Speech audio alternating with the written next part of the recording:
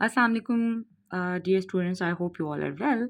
Welcome in today's class. Okay जी, हम pedagogy में नेक्स्ट टॉपिक पढ़ने जा रहे हैं। अच्छा, हम जो है सबसे पहले पेडागॉजी से रिलेटेड जितनी भी हमारे टॉपिक्स हैं, हम उनको कवर करने की कोशिश करेंगे क्योंकि जो हमारे पास एग्ज़ाम आने वाला है वो head master, head mistress and subject specialist का आने वाला है। इसके बाद चूँकि मेरा सब्जेक्ट ज़ूलॉजी है, सो हम इसके बाद ज़ूलॉजी से रिलेटेड जितने भी टॉपिक्स हैं सब्जेक्ट स्पेशलाइजेशन में, हम उनको कवर करेंगे। और जो इस पेपर में बीपीएससी के लिहाज से जो पेपर में बेसिक जो आपके क्वेश्चंस आते हैं, वेदर वो आपके इंग्लिश से रिलेटेड हैं या वो आपके सब्जेक्ट से रिलेटेड हैं, या जो है वो पेडागॉजी से रिलेटेड हैं, हम उनको कवर करने की कोशिश करेंगे, राइट। सो सबसे पहले जो है हम आज नेक्स्ट टॉपिक हम अपना पढ़ते हैं, जो कि है national professional standards for teachers in Pakistan. देखिए, हर कंट्री ने, हर स्टेट ने अपना एक स्टैंडर्ड सेट किया हुआ है कि क्या वो स्टैंडर्ड्स हैं जिसके बेस पर हम टीचर को प्रोफेशनल कहेंगे, ठीक है। या हमारा जो टीचर होगा वो प्रोफेशनल टीचर कहलाएगा, या वो प्रॉपरली अपनी जो उसकी ड्यूटीज़ हैं उसको परफॉर्म कर सकता है। अब देखिए, हमारे पास जो इशू आता है, पाकिस्तान में जो इशू आ रहा है वो ये है कि भई टीचर्स कहते हैं हमें ट्रेनिंग्स नहीं मिल रही, जो कि एक बहुत मेजर इशू है, जो कि वाक़ई में ट्रेनिंग्स बहुत कम है। इसके अलावा हमारे पास इन स्टैंडर्ड्स को सामने रखकर टीचर की सिलेक्शन नहीं की जाती थी। अब मेरे ख़्याल से ये जो नया क्राइटेरिया है टीचर सिलेक्शन का, वो थोड़ा बेहतर हुआ है, ठीक है। प्रॉपर इसको अडॉप्ट नहीं किया गया लेकिन बेहतर हुआ है। तो ये कौन से वो स्टैंडर्ड्स हैं जिनको सेट किया जाता है टीचर की सिलेक्शन के लिए, हम वन बाय वन इनको डिस्कस करेंगे। सबसे पहला आपके पास आ जाता है जी subject matter knowledge. Subject matter knowledge क्या होता है या सब्जेक्ट मैटर क्या होता है? इसकी नॉलेज क्यों इम्पोर्टेंट है? देखिए, आप कोई भी सब्जेक्ट पढ़ाने जा रहे हैं, जब तक उसका आपको कंटेंट ही नहीं पता कि मैंने पढ़ाना क्या है। फॉर एग्ज़ाम्पल इस्लामियात है। इस्लामियात की टर्मिनोलॉजीज़ अगर आपको नहीं आती हैं, इस्लामियात में पढ़ाना क्या है, ईमानियात क्या है, इबादात क्या है, ठीक है? या अहादीस हम किसको कहते हैं, आयात किसको कहते हैं हम, ग़ज़वा क्या है, जंग क्या है, मतलब बेसिक कंटेंट अगर आपको नहीं आता किसी सब्जेक्ट का, तो आप टीचर नहीं हैं, ठीक है। अगर हम कोई बायोलॉजी का टीचर सेलेक्ट करते हैं, तो उसको बेसिक जो सब्जेक्ट से रिलेटेड इन्फॉर्मेशन है वो आनी चाहिए। टॉपिक्स जो पढ़ा रहा है टीचर, उसको वो बेसिक इन्फॉर्मेशन पता होनी चाहिए कि मैं क्या पढ़ाने जा रहा हूँ, ठीक है। तो इस सबसे पहला स्टैंडर्ड क्या है कि टीचर को सब्जेक्ट पे कमांड होना चाहिए। अपने सब्जेक्ट पे टीचर को कमांड होना चाहिए ताकि हम इसको सेलेक्ट कर सकें।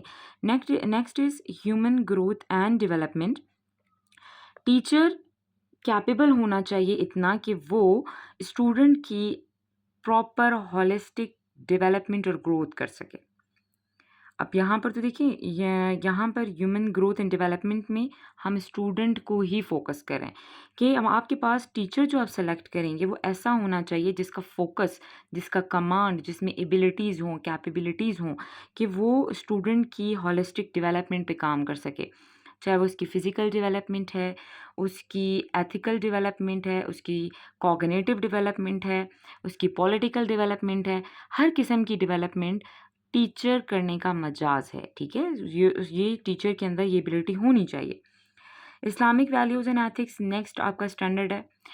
ये क्या है कि जी टीचर आपने ऐसा सेलेक्ट करना है जो कि चूँकि ये एक इस्लामिक कंट्री है, हमें पता है, तो इस्लामिक वैल्यूज़ और एथिक्स के अगेंस्ट ना हो। ऐसा ना हो कि जो टीचर सेलेक्ट कर रहे हो, वो स्टूडेंट का ब्रेन वॉश कर रहा है, या वो कोई ऐसी बात कर रहा है जो डेसिक्रेशन में आता है, या वो स्टूडेंट की जो बेसिक इस्लाम की जो बेसिक एथिक्स और वैल्यूज़ हैं, उनको किसी तरह से नुकसान पहुँचा रहा है। तो टीचर ऐसा होना चाहिए जिसको जो बेसिक इस्लामिक वैल्यूज़ और एथिक्स का ख़याल रखे, इस्लामी तालीमात का ख़याल रखे, ठीक है? कोई ऐसी इन्फॉर्मेशन, कोई ऐसी चीज़ शेयर ना करे स्टूडेंट्स के साथ जो इस्लाम की या मज़हब के ख़िलाफ़ हो। Next, instructional planning and strategies. Teacher को पता होना चाहिए, जब आप टीचर सेलेक्ट करें, तो वो टीचर को कमांड होना चाहिए कि कौन से सब्जेक्ट के लिए, कौन से ग्रेड के लिए, किस एज के बच्चे के लिए कौन सी इंस्ट्रक्शनल प्लानिंग करनी है और कौन सी स्ट्रैटेजीज़ यूज़ करनी है। मतलब ये जो बेसिकली है ये आपका बेसिक है टीचिंग मेथड्स के ऊपर कि टीचर को पता होना चाहिए अगर मैं ग्रेड 1 का स्टूडेंट पढ़ाने जा रही हूँ, तो मुझे कौन-सा टीचिंग स्ट्रैटेजी यूज़ करना है, मुझे प्लानिंग कैसे करनी है। किस तरह से मैंने अपना लेक्चर जो है वो इन्फॉर्मेशन स्टूडेंट तक पहुँचानी है, मुझे पढ़ाना कैसे है स्टूडेंट को, ठीक है? Next is assessment. टीचर को कमांड होना चाहिए असेसमेंट पर कि मुझे कैसे अपने जो है ना सब्जेक्ट को, अपने लेसन को असेस करना है।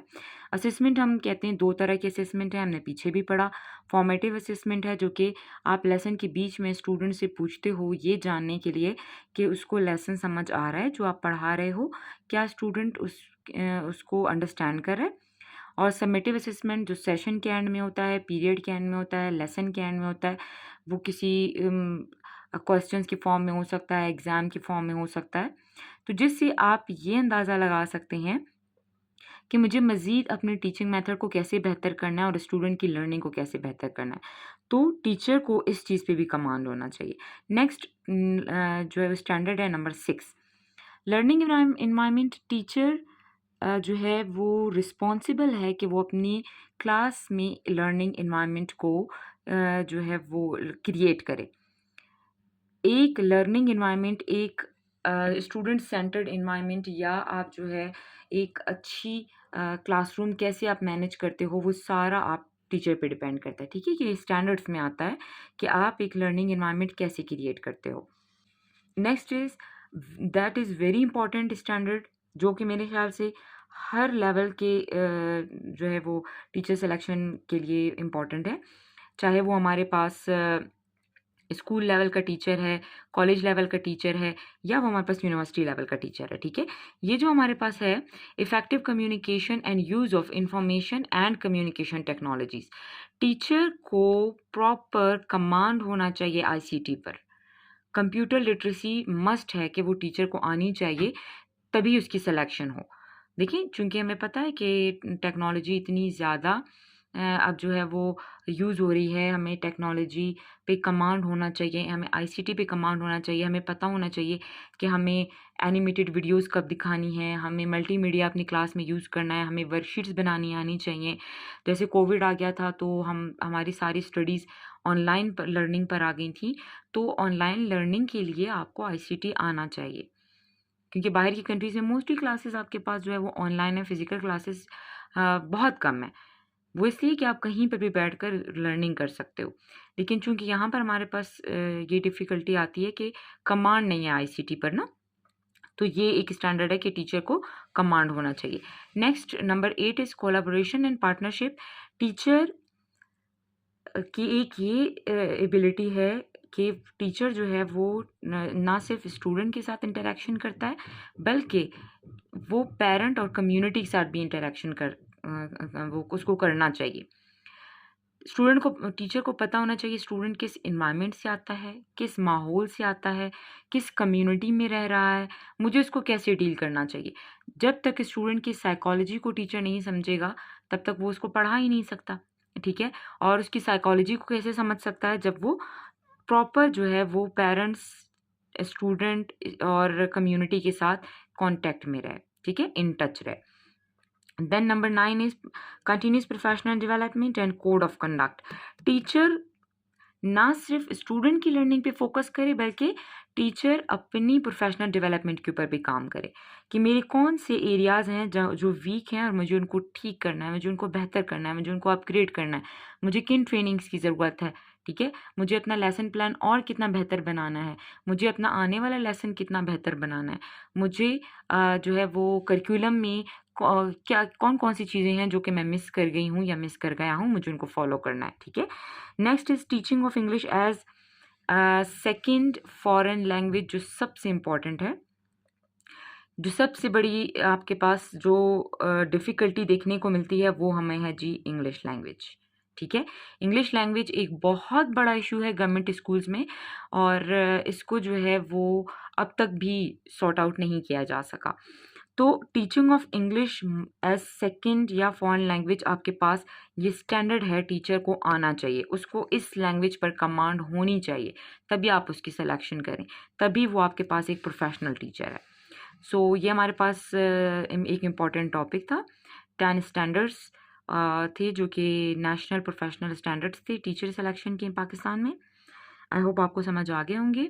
सो हम नेक्स्ट वीडियो में एक और बहुत ही इम्पोर्टेंट टॉपिक डिस्कस करेंगे। सो आप जो है नेक्स्ट वीडियो का वेट कीजिए। Till then subscribe my channel, follow and share it. Thank you.